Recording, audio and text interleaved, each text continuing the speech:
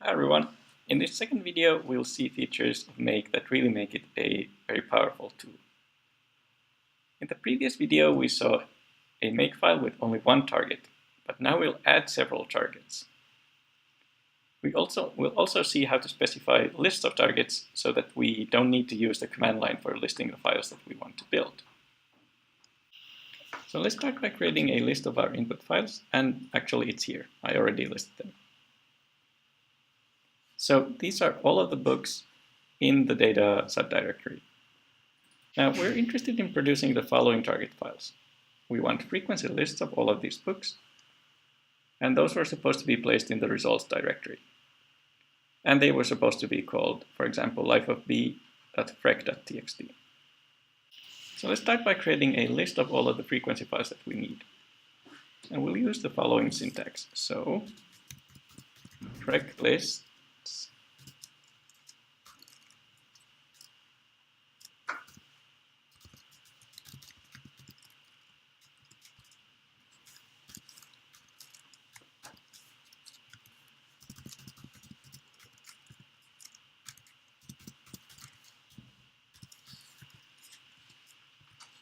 So I'll explain this now. How do you get from a book name like Life of B to the frequency file lifeofb.frec.txt, which resides in the results directory? Well, you first need to append this path results in front of the book name, and then append this suffix .frec.txt after the book name. And then this percentage sign will go through all of the names in this list and see to it that you get the corresponding frequency file in the frec lists. Now there's a special target in a Makefile called all.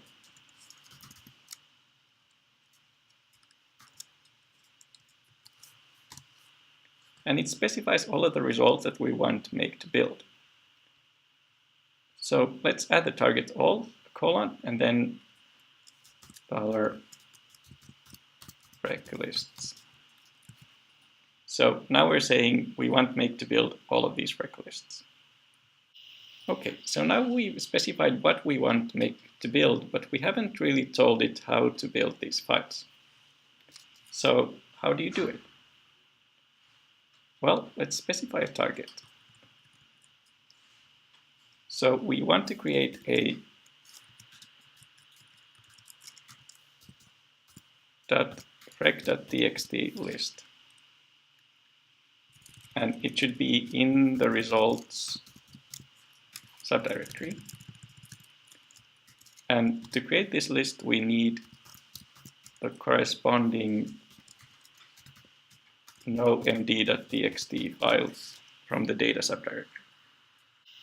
And how did we create the frequency list? Well, we use this script freclist.sh. And we feed in the input file and then the output file. Now, this is all we need. So let's save and exit nano. And when we now run make all, it's going to create all of these frec lists for us.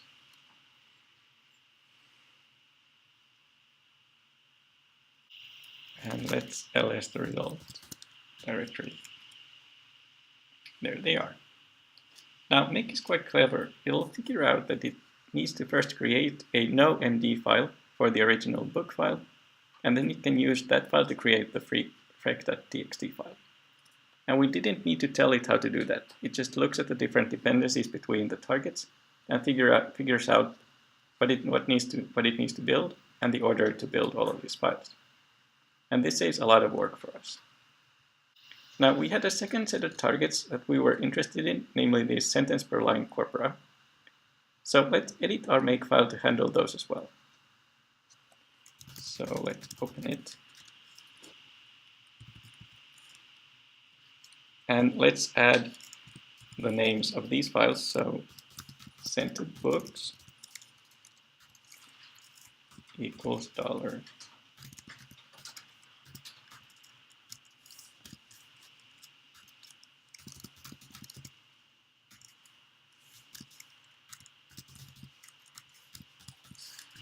So just in the case, as in the case of the Freq list, we need to append this results directory in front of the book name, and then this suffix .send.txt. And then we need a target for this and a recipe. So to create results, percentage send.txt, you need the file data.nomd.txt. And you just run the script send per line.sh from the srcs directory and give the input and output file. Okay, so let's save this too and run make again.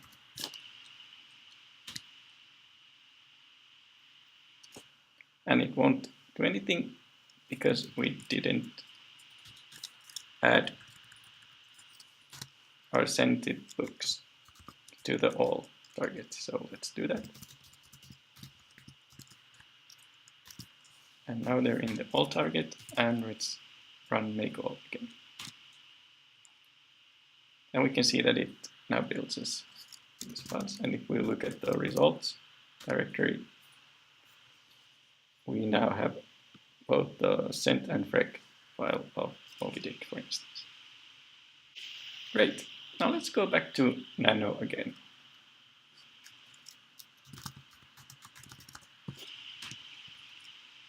There are some special targets that people often include in the makefile. We already saw all, but there's another one called clean. And this one is used to remove all the files that make generates.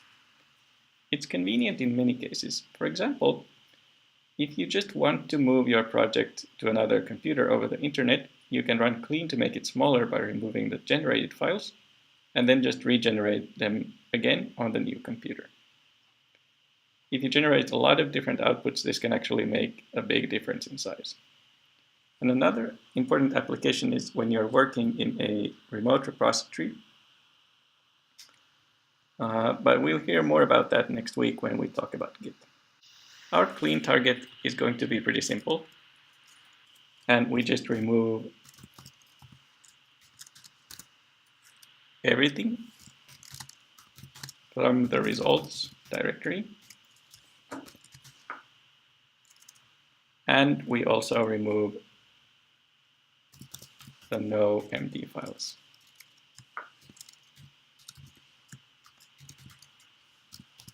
From the data directory.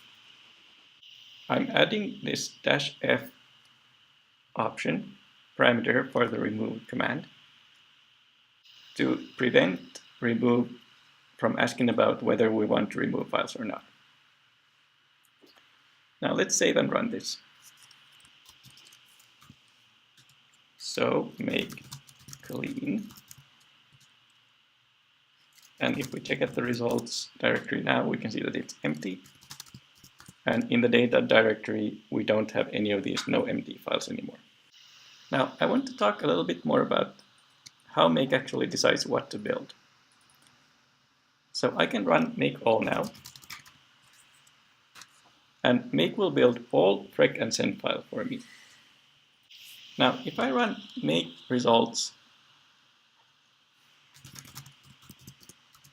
life of b freq.txt, make will tell me that the file is up to date and nothing needs to be done. And up to date means that it was created after anyone touched the input file, which is life of b.txt. So make assumes that if nobody edited the input file life of b.txt after life of b.freq.txt was created, then we don't need to update the frequency file, because it would just be identical to the current frequency file, since nothing has changed in the input.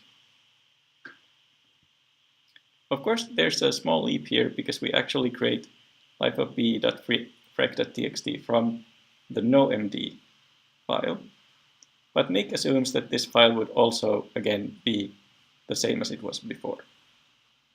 Now, the way that make figures out if a file has been changed is using timestamps. So let's do an ls.-l of data.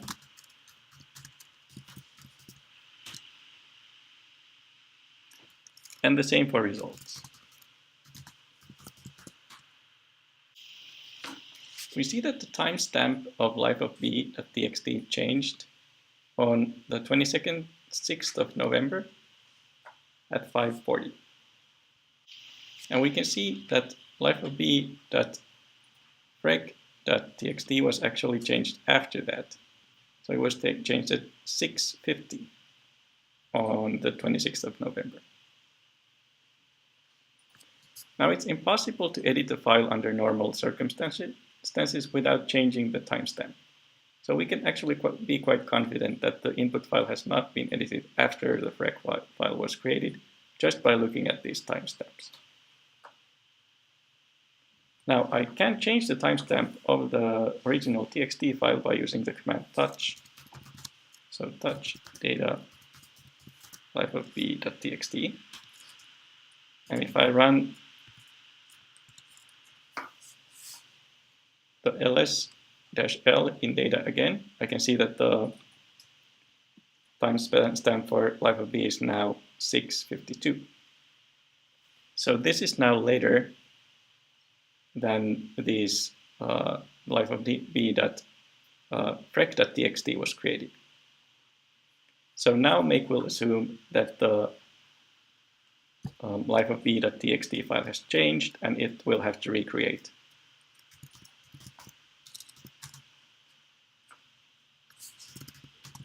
These life_of_b.frec and send.txt. So let's try it. Yes, it recreated these files. But note that it doesn't remake any of the other frec or send files, because the input files did not have timestamps that would have been later in time than the frec and send files. Finally, I just want to note that the make removes the noMD files after making the frec and send files. And this is because we didn't list them in our all target. So make assumes that we are not interested in keeping those intermediate files around. If we'll list them in the all target, the files will not be removed.